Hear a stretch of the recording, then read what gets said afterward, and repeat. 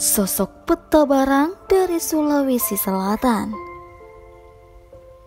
Seusai Perang Bone tahun 1905 dan pemerintahan Belanda dapat mengalahkan pasukan Bone, kekuasaan dan kedudukan pemerintah Hindia Belanda di Bone tidaklah berjalan sebagaimana yang mereka harapkan. Sebab meskipun Raja Bone di Lapawawoi Karaeng Sageri telah diasingkan ke Bandung dan sejumlah bangsawan tinggi telah gugur di medan perang atau ditangkap oleh pasukan Belanda, tidak berarti bahwa perlawanan terhadap pemerintah kolonial Belanda telah selesai. Dengan gugurnya Peta Ponggawai atau Abdul Hamid Baso Pangilingi di wilayah pegunungan Awo serta ditangkapnya dan pengasingan Raja Bone di Lapawoi Karaeng Sageri ke Bandung, tidak berarti bahwa perlawanan Bone terhadap Belanda saat itu telah berakhir. Sebab tidak lama setelah Bone diduduki dan dikuasai oleh Belanda, timbul sebuah gerakan perlawanan yang dipimpin oleh seorang yang bernama Peta Barang tahun 1906 sampai 1931. Bagi masyarakat Sulawesi Selatan, Peta Barang ini dianggap tokoh yang sangat berpengaruh. Bahkan dianggap Peta Barang ini sebagai salah satu dari 7 wali Betue, bersama dengan tokoh yang lain yaitu Peta Lasinrang, Peta Palaka, Syekh Yusuf, Imam Lapeo, Datuk Sangkala atau Sangala, dan Kiai Haji Harun. Asal-usul Peta Barang. Tentang siapa sesungguhnya Peta Barang atau Daeng Paparang belum dapat dipastikan secara jelas karena sumber tertulis dan keterangan tentang tokoh ini belum dapat dipastikan asal-usulnya. Oleh karena itu, banyak riwayat tentang asal-usul tokoh tersebut dalam masyarakat, khususnya di wilayah Kerajaan Bone, Sopeng, ataupun Baru, lebih bersifat mistis. Dalam sebuah riwayat, ia dikisahkan tidak seperti manusia biasa, tetapi dianggap sebagai Tomanurung atau orang yang turun dari langit atau tidak diketahui asal-usulnya. Keterangan itu diperoleh W. G. Sinon ketika melakukan percakapan dengan Peta Barang sebelum diasingkan ke Jawa. Dari percakapan itu terungkap pula bahwa Peta Barang sangat bangga mendapat penghormatan dalam lingkungannya. Dahulu ia senantiasa berada dalam lingkungan istana. Ketika berada di Bikeru pada masa mudanya, ia dianugerahi sebuah keris bersarung emas oleh salah seorang pengikutnya. Namun keterangan yang diungkapkan oleh Sinon tersebut agak berbeda dengan riwayat yang berkembang di dalam masyarakat. Terdapat riwayat lain yang mengisahkan bahwa ketika Peta Mangung telah mengakhiri pertapaannya di Gunung Bawah Karaeng, Peta Mangung adalah ipar dari Arung Pasempe Parakasi Peta Siga, di mana Peta Parakasi Peta Siga mengawini saudara perempuan Peta Mangung yang bernama Ikomala Peta Tena. Ia menemukan seorang tua yang sedang duduk bersandar pada sebatang pohon. Peta Mangung lalu mendekati orang tua tersebut dan mengajaknya ke Pasempe. Tiba-tiba mereka melihat 2 ekor kuda berada di dekatnya. Seekor berwarna hitam dan yang lainnya berwarna putih. Mereka kemudian menggunakan kuda itu berangkat menuju Pasempe. Peta Mangung mengantar orang tua itu ke kediaman Arung Pasempe Parakasi Peta Siga untuk memperkenalkan dan melaporkan kehadiran orang tua tersebut. Pada waktu Arung Pasempe menanyakan identitas orang tua itu, ia hanya membisu kiranya ia ditempatkan di atas rakiang atau loteng rumah dari Arung Pasempe. Permohonan itu dikabulkan dan di tempat itu kemudian ia tinggal, makan dan istirahat. Sebagai tamu, orang tua itu dilayani dan disajikan makanan menurut tata cara kebangsawanan. Tetapi, tata cara pelayanan tersebut ditolak oleh orang tua tersebut. Ia tidak menginginkan jika setiap jenis makanan dan laut yang dia sajikan terpisah, masing-masing pada piring tersendiri. Ia menghendaki agar seluruh jenis makanan dan lauk itu disajikan, disatukan saja dalam satu wadah apa saja. Dalam bahasa Bugis disebut sembarang. Sikap dan keinginan itulah yang mendasari pertimbangan Arung Pasempe menamakan orang tua itu dengan Petabarang, yang berasal dari kata sembarang. Selain itu, terdapat pula riwayat mengenai asal-usul Petabarang yang dihubungkan dengan keluarga Rajabone. Wi Fatima Bandridatu Ricita Arung Timurung. Diriwayatkan bahwa Petabarang adalah putra dari perkawinan antara Arung Timurung dengan Karaeng Popo, putra Raja Goa Karaeng Katangka, yang diriwayatkan bahwa ia meninggal ketika masih kecil. Konon menurut riwayat, setelah 3 hari dimakamkan ia bangkit dan hidup kembali, dan kemudian kembali ke istana untuk menemui ibunya.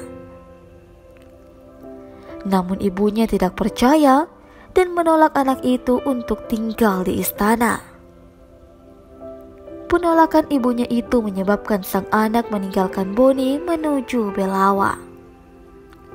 Kemudian dari sana, ia meninggalkan Sulawesi Selatan menuju Jawa dan menetap di Gresik. Boleh jadi di tempat inilah beliau belajar dan berguru ilmu tarekat atau makrifat, merujuk ke riwayat jika kemudian beliau adalah salah satu dari wali 7. Ketika dewasa, ia dikatakan tiba-tiba ia muncul kembali di daerah Pasempe dan melakukan kegiatan sebagai seorang dukun atau sandro yang sakti, memiliki kekuatan magis dan menguasai kekuatan supranatural.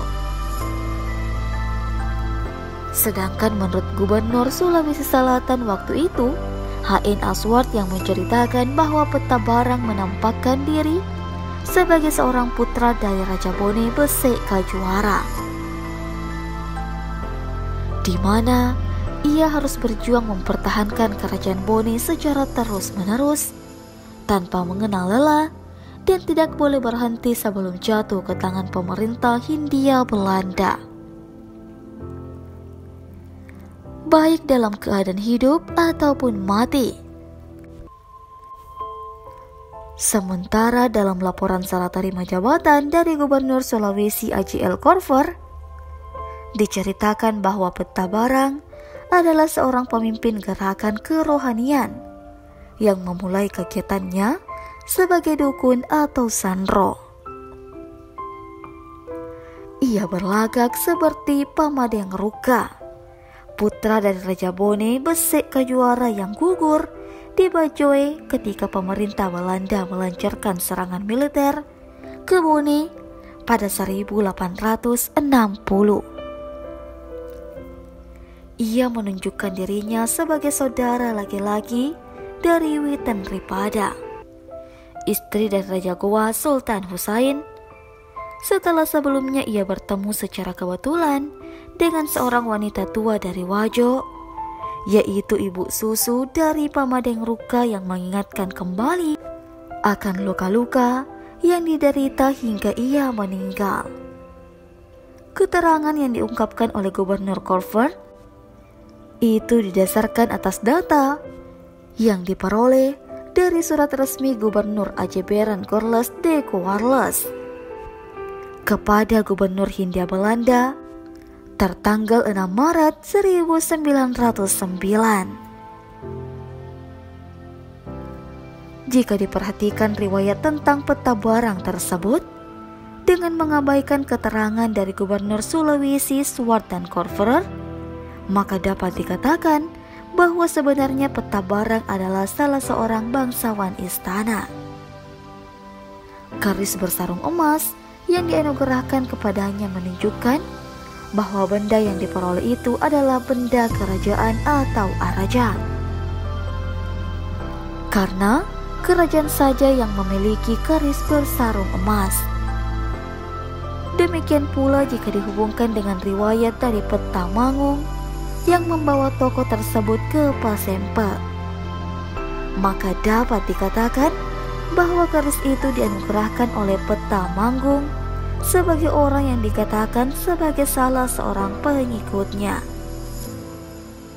Penganugerahan keris itulah yang kemudian menyebabkan ia bersedia kembali ke kerajaan Boni bersama peta Mangung. Mereka lalu ke Pasempe karena Watampone telah dikuasai Belanda. Asal mula gerakan peta barang. Pada hakikatnya, gerakan yang dipimpin oleh peta barang ini bukan hanya dimaksudkan untuk menentang kedudukan kekuasaan pemerintah Hindia Belanda, melainkan juga bertujuan memulihkan kembali kedudukan serta kekuasaan kerajaan Boni. Penghapusan sistem pemerintahan kerajaan dan pelaksanaan sistem pemerintahan kolonial Belanda saat itu telah menghilangkan kedudukan, kekuasaan, dan mengurangi sumber pendapatan sejumlah bangsawan. Itulah sebabnya peta barang kemudian mengorganisir kekuatan untuk menentang kekuasaan pemerintah Belanda. Gerakan yang dipimpin oleh peta barang berawal ketika ia bersama para pengikutnya melancarkan serangan terhadap pasukan Belanda di Watampone pada Juli 1906. Meskipun tidak memiliki persenjataan yang baik seperti senapan atau senjata api lainnya, namun keberanian para pengikutnya dalam serangan itu dan serangan-serangan berikutnya menimbulkan kekhawatiran dan ketakutan bagi pasukan Belanda. Sebab hanya dengan bersenjataan tombak serta keris, mereka tidak gentar dan tidak takut untuk melancarkan serangan terhadap pasukan Belanda. Bahkan, sebagian pengikutnya hanya bermodalkan jimat yang diberikan oleh peta barang, dan dengan senjata seadanya, mereka berani menyerang pasukan Belanda yang sedang melakukan patroli. Dalam perkembangannya, gerakan peta barang tersebut tidak hanya mempunyai pengikut di Boni, tetapi juga di sejumlah daerah lain di Sulawesi Selatan, seperti di Sopeng, Beru, Tanete, Segeri, Camba maupun Sinjai. Oleh karena itu, pasukan Belanda cukup mengalami kesulitan dalam menumpas gerakan itu karena mendapat dukungan dari sebagian besar masyarakat Sulawesi Selatan, khususnya di daerah Bugis. Peta barang mengorganisasikan kekuatan untuk melawan Belanda di daerah Pasempe.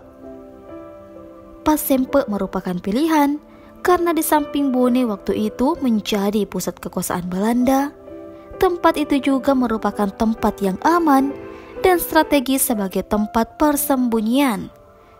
Dan juga penguasa serta penduduk daerah itu merupakan pendukung setia dari Raja-Raja Bone. Itulah sebabnya Pasempe selalu dijadikan sebagai tempat pertahanan dan pengungsian Raja-Raja Bone. Terhadap pemerintahan Belanda di Bone telah ekspedisi militer 1905. Peta barang memulai kegiatannya sebagai seorang paranormal. Selain praktek perdukungan, ia juga membagikan yang dapat menyelamatkan pemakaiannya dari bahaya dan menjadikan pemakainya kebal terhadap senjata. Setiap orang yang datang kepadanya untuk berobat akan meminta jibatnya. Peta barang memperkenalkan diri sebagai seorang utusan Tuhan atau waliullah. Ia hadir dan muncul ke masyarakat tidak layaknya seperti manusia kebanyakan. Tetapi ia diberi kekuatan yang berkah dari Yang Maha Suci dan Maha Ajaib yang mengitarinya. Pernyataan tersebut menunjukkan kepada masyarakat waktu itu jika peta barang diutus ke dunia ini sebagai pemimpin untuk memulihkan keamanan dan ketertiban demi terwujudnya masyarakat yang damai dan sejahtera. Selain itu, kemunculannya bertepatan pada waktu Bone sudah tidak lagi diperintah oleh keturunan Taumanurung sebagai peletak dasar terbentuknya kerajaan, yang juga memberi arti bahwa ia datang untuk memimpin rakyat, mengusir pemerintah Belanda, dan mengembalikan kedudukan kekuasaan kerajaan Bone. Pernyataan diri sebagai bukan manusia biasa tersebutlah yang menyebabkan dalam waktu singkat ia berhasil mengumpulkan pengikut dalam jumlah banyak, dan dengan mudah pengaruhnya itu tersebar luas. Pengaruhnya tidak hanya dikenal dalam kalangan biasa, tetapi juga dalam kalangan bangsawan tinggi saat itu. Sebutlah misalnya bangsawan yang bekerja sama dan membantu perjuangan peta barang saat itu adalah putra Ratu Tanete, Laten Risesu, yang sebelumnya membantu pasukan Belanda pada 1905, ternyata kemudian bekerja sama dan turut membantu perjuangan peta barang. Orang-orang di Sopeng pada umumnya mengenal peta barang dan kemudian juga mendukungnya. Dukungan juga ia peroleh dari beberapa kelompok lain yang sering menyerang serta mencegat patroli pemerintah Belanda. Ada kelompok yang dipimpin oleh Andi Panambong di Sopeng. Menurut laporan Gubernur Chonen, bahwa Andi Panambong adalah seorang pemimpin bandit terkenal di Sopeng.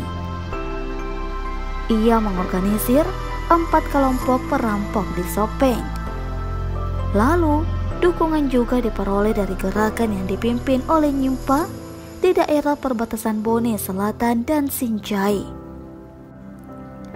Nyimpa mengorganisir penduduk kampung Lohebatu untuk menyerang pejabat pemerintah yang ditempatkan di Bikeru pada 1909.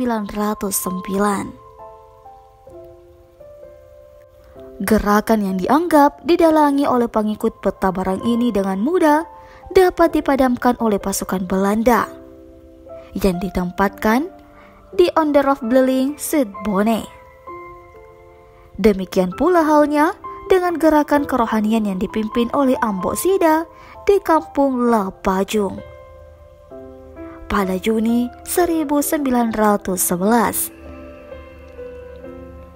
Pada umumnya, setiap gerakan yang diarahkan pada rencana maupun penyerangan terhadap pasukan patroli Belanda dan pihak pasukan Belanda yang terjadi di Tanete, Sopeng, Wajo, Bone, Sinjai yang dipimpin oleh peta barang. Bahkan gerakan peta barang masih disebut-sebut sebagai ancaman terhadap keamanan dan ketertiban bagi pemerintah Belanda hingga 1941. Bahkan Raja Segeri saat itu menggabungkan diri secara diam-diam dengannya dan mengirimkan bantuan uang kepada peta barang. Dukungan dan bantuan yang diperoleh dari para pemimpin gerakan rakyat dan bangsawan tinggi pengaruhnya bukan hanya karena perjuangannya dalam menentang pemerintahan Belanda, melainkan yang terpenting adalah jaminan pemondokan dan pangan yang disediakan bagi pengikutnya.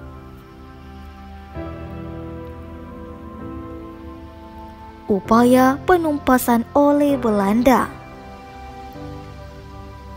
Pada awal pergerakan dari peta barang, pemerintah Belanda belum berusaha sepenuhnya untuk menangkap tokoh pemimpin gerakan itu. Mereka hanya bergiat mengadakan pengawasan keamanan dengan pasukan patroli. Hal itu berkaitan erat dengan kondisional saat itu. Jumlah pasukan Belanda yang tersedia terbatas untuk dapat menjamin keamanan dan ketertiban di wilayah Government Syllabus on Onderhardgeden. Sementara keadaan di wilayah ini tidak memungkinkan pemusatan kekuatan untuk menumpas gerakan perlawanan yang bercorak kerohanian yang demikian banyak. Demikian juga terhadap gangguan keamanan akibat kelompok perampok, baik karena tekanan ekonomi maupun sebagai gerakan protes sosial dan politik. Itulah sebabnya Gubernur Swart lebih banyak memusatkan perhatian pada pengawasan keamanan dan ketertiban dan kurang memusatkan perhatian pada penumpasan gerakan perlawanan atau gerakan ketertiban dan kurang memusatkan perhatian pada penumpasan gerakan perlawanan atau gerakan pengacauan dan tindakan-tindakan yang bertentangan dengan peraturan dan hukum yang berlaku. Demikian pula waktu Gubernur Sulawesi A.J. Baron Cornelis de Cornelis, Mei 1908 sampai Agustus 1910, tampil menggantikan Gubernur Swart.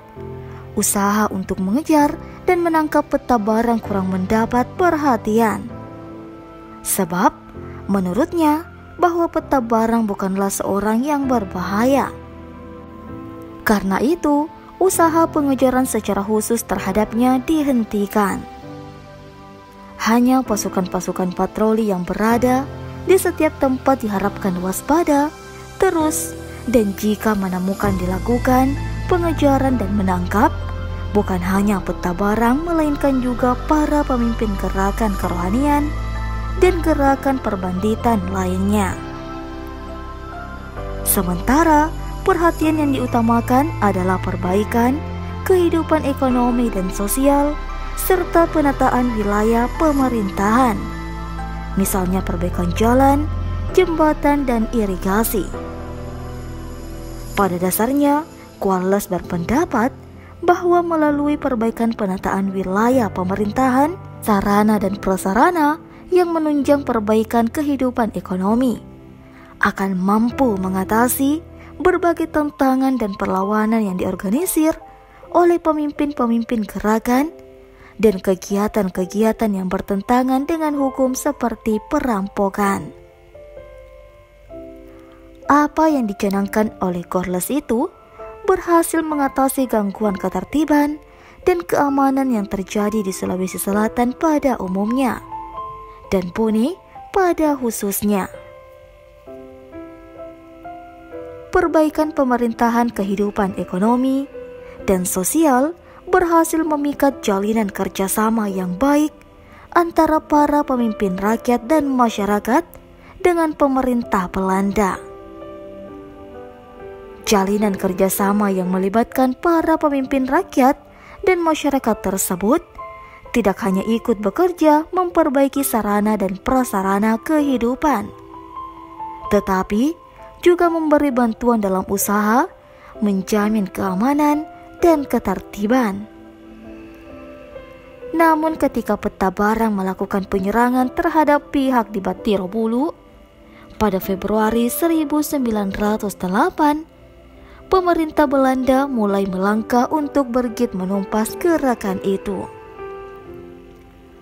Untuk itu, diperintahkan kepada Letu Pimentel, pemimpin satu pasukan, mengadakan patroli dalam rangka mengikuti, mengawasi, dan menangkap tokoh gerakan itu. Hal itu menunjukkan bahwa pemerintah Belanda masih meragukan apakah setiap gerakan penyerangan terhadap pasukan patroli dan bivak itu diorganisir oleh peta barang. Hasil penelitian Pimentel membuktikan bahwa memang benar gerakan itu diorganisir dan dipimpin oleh peta barang. Oleh karena itu, dilakukan usaha pengejaran terhadap peta barang yang sedang berada di Baruk. Pada 2 April 1908, pasukan patroli khusus yang dipimpin oleh Pimentel melancarkan serangan terhadap peta barang. Pada peristiwa itu, 5 orang pengikutnya gugur, namun peta barang berhasil meloloskan diri. Karena itu, usaha pengejaran terus dilakukan di Baru dan Sopeng yang dipandang sebagai tempat persembunyian peta barang bersama para pengikutnya. Selain dari itu, juga adanya kerjasama Belanda dengan beberapa petinggi bangsawan kala itu. Sehingga setiap persiapan gerakan rakyat dengan mudah dan dapat dipadamkan sebelum meletus, karena dengan segera akan dilaporkan kepada pemerintah Belanda. Misalnya saja, gerakan Matoa Baringeng pada September 1910. Peristiwa itu bermula ketika Matoa Baringeng berhasil mengambil Arajang Lamuru pada waktu Datuk Lamuru diturunkan oleh pasukan Belanda. Arajang itu kemudian disembunyikan di rumah salah seorang anak dari Mat Danreng Patojo. Setelah terbentuknya pemerintahan baru di Lamuru, penguasa Lamuru kemudian meminta agar Matoa Baringeng menyerahkan Arajang itu kembali kepada pemerintah. Permintaan itu ditolak oleh Matoa Baringeng, dan berkat hasutan dari Mak Danreng Patojo, Arajang itu dipertahankan dan berusaha memindahkannya ke kampung Enrekang Lamuru. Meskipun demikian, para kepala kampung dari Lamuru berhasil mengambil kembali Arajang tersebut di Enrekang dan menyerahkan kembali kepada pemerintahan.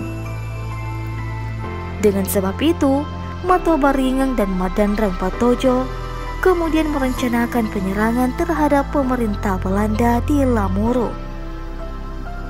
Peristiwa itu dapat dipadamkan berkat kerjasama antara pemerintah Belanda dengan para kepala kampung dan rakyat.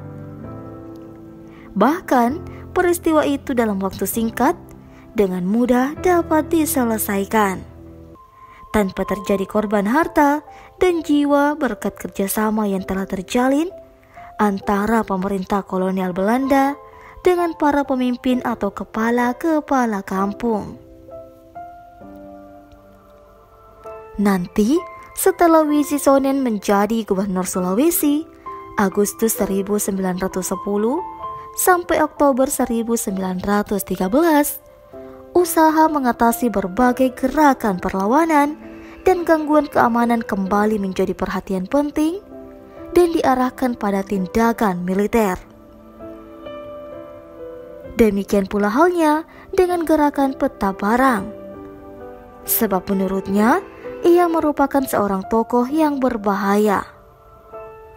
Peta barang memiliki pengaruh yang sangat luas dalam kalangan masyarakat Bugis dan Makassar saat itu, baik dalam lingkungan bangsawan tinggi, kepala-kepala kampung maupun masyarakat umum. Ia merupakan seorang tokoh yang berwibawa dan oleh masyarakat dipandang sebagai seorang tomanurung. Karena itu, menurut Conen gerakan itu harus dibinasakan dengan kekuatan militer. Ia memerintahkan dilakukan patroli militer khusus untuk mengejar dan menangkap peta barang. Pengejaran yang kemudian dilakukan oleh pasukan Belanda itu menyebabkan posisi peta barang semakin terdesak. Dalam keadaan itu, ia akhirnya berusaha menggabungkan diri dengan kelompok Andi Panambong yang selama ini mengorganisir kegiatan perampokan di Sopeng. Penggabungan itu memberikan dorongan keberanian kepada para pengikut Andi Panambong untuk melaksanakan perampokan secara terang-terangan. Namun, kegiatan perampokan itu memudahkan bagi pasukan Belanda, sebab dengan mudah dapat mengetahui tempat persembunyian peta berang serta Andi Panambong. Oleh karena itu, pasukan Belanda melancarkan serangan terhadap tempat persembunyian peta barang dan Andi Panambong di wilayah Onderafdeling, Sopeng pada 30 Agustus 1912. Dalam penyerangan itu, peta barang berhasil meloloskan diri. Namun Andi Panambong sendiri gugur bersama beberapa orang pengikutnya.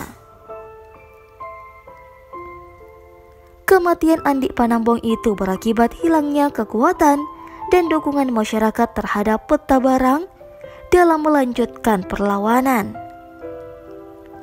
Ia selanjutnya mengungsikan diri ke hulu Sungai Walimpong. Di tempat persembunyian itu, sekali lagi ia diserang oleh pasukan Belanda. Dalam penyerangan itu, ia kembali berhasil meloloskan diri. Dan pada bulan Mei 1913, Datuk Citta berhasil mengetahui tempat persembunyian peta barang. Datuk Citta selanjutnya mengorganisir patroli rakyat yang langsung di bawah pimpinannya untuk mengejar dan menangkap peta barang. Datuk Citta terlebih dahulu memisahkan peta barang dengan para pengikutnya. Oleh karena itu, Datuk Citta berhasil menangkap peta barang di tempat persembunyiannya di Aletingko, Onderafdeling Sopeng pada 5 Mei 1913. Untuk selanjutnya, Datuk Citta mengantar peta barang ke Wetan Sopeng dan menyerahkannya kepada pejabat sivil ke Sageber. Peta barang kemudian diajukan ke Pengadilan Bumiputra di Wetan Sopeng. Ia dinyatakan bersalah melakukan komplotan untuk menjatuhkan pemerintahan Belanda. Sebab itu, pengadilan memutuskan dan menjatuhkan hukuman 20 tahun penjara. Surat keputusan Pengadilan Bumiputra Wetan Sopeng tanggal 15 Mei 1913 nomor 11. Setelah dijatuhi hukuman, peta barang selanjutnya dibawa ke Makassar untuk dipenjarakan. Akan tetapi, karena Gubernur Chenen yang sejak awal memandang peta barang sebagai seorang tokoh yang berbahaya dan merasa khawatir jika dipenjarakan di Makassar, maka ia tidak mempercayai sepenuhnya pengawasan petugas penjara terhadap peta barang. Chenen khawatir kelak peta barang masih dapat meloloskan diri dari penjara. Untuk itu, diputuskan untuk mengirim peta barang ke Batavia. Pada 7 Juni 1913, peta barang diberangkatkan ke Jawa. Sementara menanti keputusan penentuan tempat pengasingannya. Peta barang akhirnya meninggal sebagai seorang tawanan dalam penjara. Namun, sebagian besar masyarakat di daerah Bugis tidak percaya tentang kematian itu, terutama di kalangan pengikut dan keturunannya. Sehingga beberapa rumor serta riwayat yang berkembang di masyarakat yang bersifat mistis dan gaib, termasuk merujuk ke gelar yang disematkan oleh masyarakat seperti peta Tori Sapai, karena konon saat beliau ditangkap dan akan dibawa ke penjara, beliau tiba-tiba menghilang di atas kudanya.